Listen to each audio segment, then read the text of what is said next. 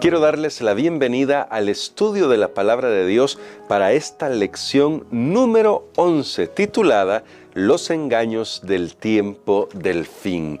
Y a partir de aquí vamos a descubrir por qué hemos hecho tanto énfasis ya en 10 semanas antes sobre el estado de los muertos y toda la luz bíblica que tenemos al respecto. Y hemos sido claros al señalar que la idea de la inmortalidad del alma de forma natural es una idea platónica, es una idea griega que llegó hacia Occidente, pero no es solamente de ellos. De hecho, en realidad, el platonismo tomó muchas de las ideas de Asia, ¿sí? Ellos tomaron esas ideas de ahí, especialmente Platón, porque viajó mucho por esa área, por la India y por Egipto, y de ahí trajo todas sus ideas que luego utilizó a su maestro Sócrates como el catalizador para esas ideas de la inmortalidad del alma.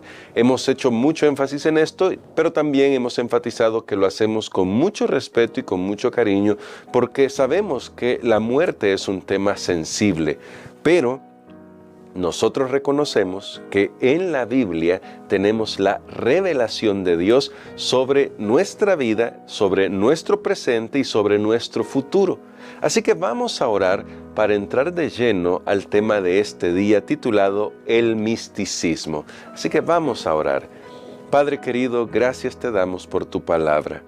Gracias te damos porque tú nos enseñas y quieres instruirnos a fin de prepararnos, de escudarnos del mal, del enemigo. Por eso, danos sabiduría con tu Espíritu Santo, lo pedimos en el nombre de Cristo Jesús. Amén.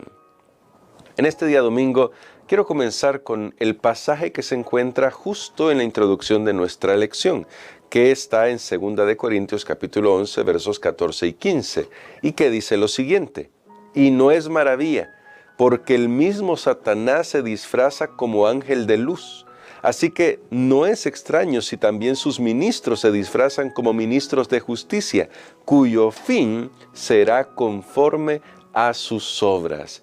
Y este texto es muy importante porque ya el Señor Jesús enseñó en Mateo capítulo 24 que habrá muchas señales hechas por el enemigo de Dios y por sus seguidores hacia el final de la historia. Y estas señales van a pretender engañar, si fuese posible, a los escogidos.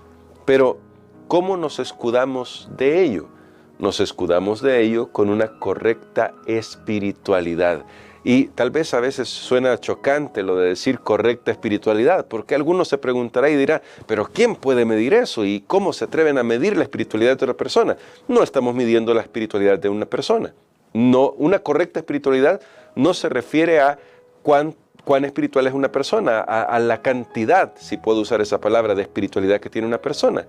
Correcta espiritualidad tiene que ver con el fundamento, en qué está fundada la espiritualidad de una persona. Y eso tiene mucha importancia porque, como ya descubrimos en lecciones anteriores, nuestra cosmovisión, es decir, como vemos el mundo, nuestras creencias más internas nos ayudarán a filtrar toda la información conforme a esa creencia. Si esa creencia está de acuerdo a la palabra de Dios, entonces podemos estar seguros. Pero si va en contra de la revelación de Dios, ahí tenemos que hacer saltar todas las alarmas. ¿Por qué? Porque la verdadera espiritualidad está fundada en la revelación de Dios. Y nosotros podemos tener la certeza de que en la Biblia está la revelación de Dios. ¿Saben qué es lo interesante? Que vivimos en una época muy mística, ¿sí? La época de muchos adelantos científicos también se ha convertido en una época muy mística. Tan mística que incluso se han perpetuado algunas creencias que deberían haber sido superadas hace ya mucho tiempo, como las creencias de la astrología, la creencia de que un astro rige la vida de los seres humanos, aun cuando los planos astrales o las cartas astrales de estas personas estén totalmente desactualizadas y ya no reflejen nada de lo que está sucediendo físicamente en el cielo. Ahora, ese tipo de creencias todavía persiste hasta hoy y es sorprendente, debo decirlo, porque además muchas de estas creencias místicas han comenzado a filtrarse como científicas y han usado la ciencia para tener un asidero. Así que hemos convertido a una creencia mística, hemos llegado a tener una creencia mística pseudocientífica. No estoy hablando de la ciencia como un enemigo, porque en realidad no ese es el punto. La ciencia, correctamente comprendida, siempre estará en armonía con la revelación de la palabra de Dios. Esto es un principio básico y lo voy a repetir. La ciencia, correctamente comprendida, siempre estará en armonía con la palabra de Dios. El problema es que nosotros queremos que la ciencia apoye nuestras imaginaciones. Ahora, ¿qué tenemos que decir sobre esto del misticismo? El misticismo moderno ha llegado a la conclusión que lo que importa son los sentimientos. Eso es lo único que importa, cómo nos sintamos. Si nos sentimos bien con una práctica, entonces ese es el camino, dicen algunos. Cuidado, porque lo voy a poner un ejemplo muy gráfico quizá, pero la verdad es que a nosotros, a todos nos gusta la comida chatarra, pero eso no significa que eso sea alimento para nuestro cuerpo. Por muy rico que sepa, por muy sabroso que sea el paladar, nada de eso beneficia realmente a nuestro cuerpo. Las creencias son similares. Puede ser que acariciemos una creencia y que nos sintamos bien con esa creencia, pero el hecho de que me sienta bien con una creencia no la hace más verdad. Solo que aquí hay que admitir que el gran propagandista Goebbels de Hitler, él llegó a una conclusión que hay que decirlo con toda claridad, es una conclusión que ha demostrado ser verdad. Que si se repite una mentira la suficiente cantidad de veces, la gente terminará creyendo que es verdad. Y esto es lo que ha pasado en nuestra sociedad. El misticismo de hoy es, si tú te sientes bien, entonces adelante. Por eso es que tenemos ideologías como las que están gobernando este mundo, en la que lo que importa es cómo te sientas. No lo que dice la biología, sino cómo te sientas. Y lo mismo pasa con las demás creencias. Tanto es así que algunos han llegado a decir en círculos cristianos que la religión cristiana solamente trata de amar a Jesús.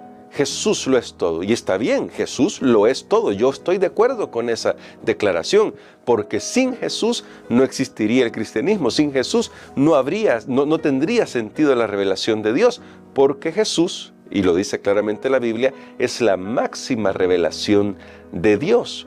Pero el problema es que cuando algunas personas dicen con Jesús basta, lo que están queriendo decir es no me metan doctrinas. Pero ahí cometen un error, y lo digo con claridad, porque Jesús enseñó doctrina. Es más, si usted va al Evangelio de Juan, capítulo 7, y le invito a que lea ese pasaje, el mismo Señor dijo, el que quiera hacer la voluntad de Dios, sabrá si mi doctrina es mía o si le pertenece a Dios. Claro que es una alusión muy interesante porque Jesús es Dios. Lo que está diciendo es, hagan la voluntad de Dios y se van a dar cuenta de qué es la verdad. También el mismo Señor Jesucristo dijo en Juan capítulo 8, y conoceréis la verdad, y la verdad os hará libre. Es decir, para el Señor Jesús, la verdad no es relativa, como han querido decir hoy en día los seres humanos, incluso en círculos cristianos. Para Jesús, la verdad está centrada en la revelación de Dios. Por eso, luego, en Juan capítulo 14, el Señor mismo dijo que Él era el camino, la verdad y la vida. Es decir, en Cristo Jesús se encuentra la verdad. Pero cuando yo uso el nombre de Jesús, o cuando yo digo, lo único que necesitamos es amar a Jesús para no seguir la voluntad de Dios, entonces estamos contradiciendo al mismo Señor Jesucristo. La verdadera espiritualidad está en obedecer a Dios. Vean lo que dice Mateo capítulo 7, y estas son las palabras de nuestro Señor Jesús. Mateo capítulo 7, y estamos destacando esto como introducción para toda la semana, porque los engaños de Satanás vienen justamente cuando no queremos cimentar nuestra vida en la revelación de Dios. Miren lo que dice Mateo capítulo 7, y le invito a que lo busque usted en su Biblia. En los versículos 21 en adelante, son varios pasajes, pero vale la pena leer cada uno de estos pasajes. Dice la Biblia así, verso 21 hasta el 23 primero.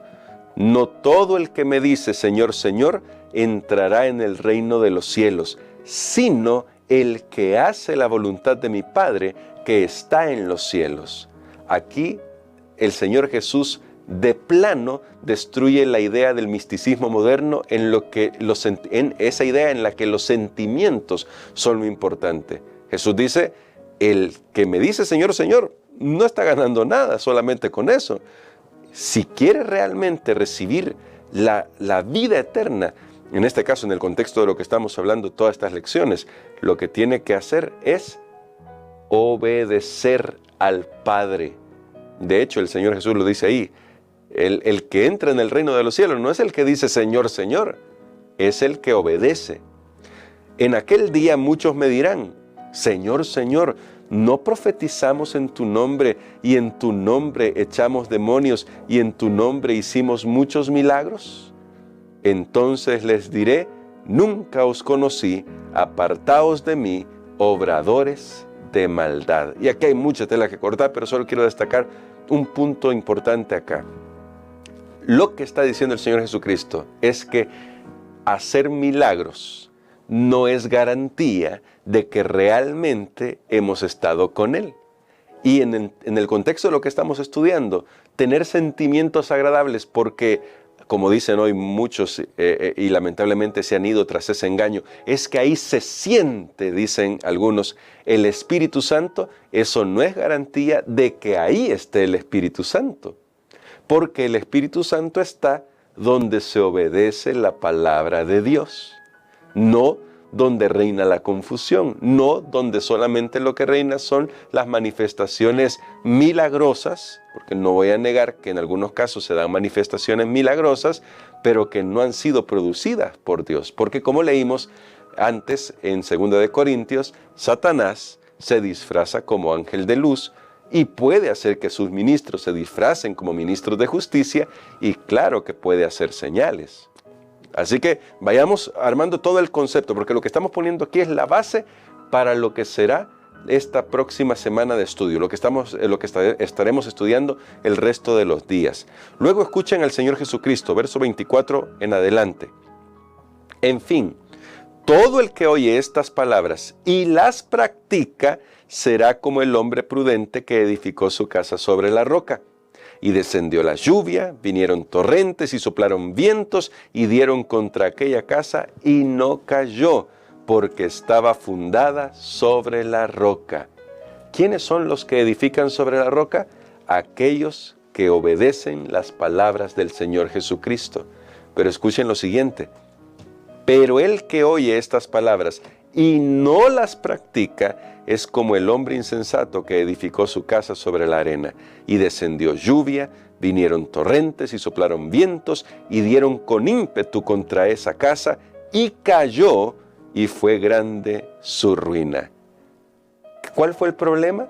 No haber obedecido las palabras de Jesús. O, si lo ampliamos un poco más, la revelación de Dios en toda la Escritura, porque son las palabras de nuestro Señor Jesucristo. Y termina el Señor diciendo así, o la Biblia diciendo así, cuando Jesús acabó estas palabras, la gente quedó admirada de su doctrina, porque les enseñaba con autoridad y no como los escribas. Y aquí esto es maravilloso, porque la Biblia aclara que Jesús enseñaba doctrina, y no doctrina inventada, sino la doctrina bíblica. ¿Sí? De hecho, era la doctrina que Él le reveló a los santos profetas a lo largo de la historia hasta que vino acá, como lo dice Hebreos capítulo 1, verso 1. Así que en este momento debe quedar clara una cosa. Pese a que el mundo cristiano posmoderno trata de minimizar la relevancia de las doctrinas bíblicas, la realidad y la revelación de Dios por medio de Jesucristo nos dice que las doctrinas son importantes. Lo que pasa es que nosotros queremos que las cosas se muevan a nuestro gusto. según nuestros sentimientos, pero ni nuestros sentimientos ni nuestros gustos son buenas guías o buenos guías para interpretar las Escrituras. Para interpretar las Escrituras lo que necesitamos es conocer la palabra de Dios. Y la única manera de conocerla es, como dijo el Señor Jesucristo, escudriñándolas, estudiándolas. Quiero terminar con esta cita que se encuentra en el libro El conflicto de los siglos. Dice Elena de White lo siguiente: la teoría según la cual nada importa lo que los hombres creen es uno de los engaños que más éxito da a Satanás. Bien sabe él que la verdad recibida con amor santifica el alma del que la recibe. De aquí que trate siempre de sustituirla con falsas teorías, con fábulas y con otro evangelio. La doctrina importa, y por eso en 10 semanas anteriores hemos estudiado la doctrina sobre el estado de los muertos y hemos aprendido que los muertos nada saben, que su memoria es puesta en el olvido. Cuando cerramos los ojos en el momento de la muerte, dejamos de existir, y la única manera de volver a la existencia será cuando Cristo venga por segunda vez y nos devuelva la vida. Si hemos entregado nuestro corazón a Jesús hoy, mientras estamos vivos, tendremos la garantía de la resurrección y viviremos con Jesús por la eternidad, porque en ese momento recibiremos el don de la inmortalidad. Antes de eso, ningún ser humano es inmortal, ningún ser humano tiene alma inmortal.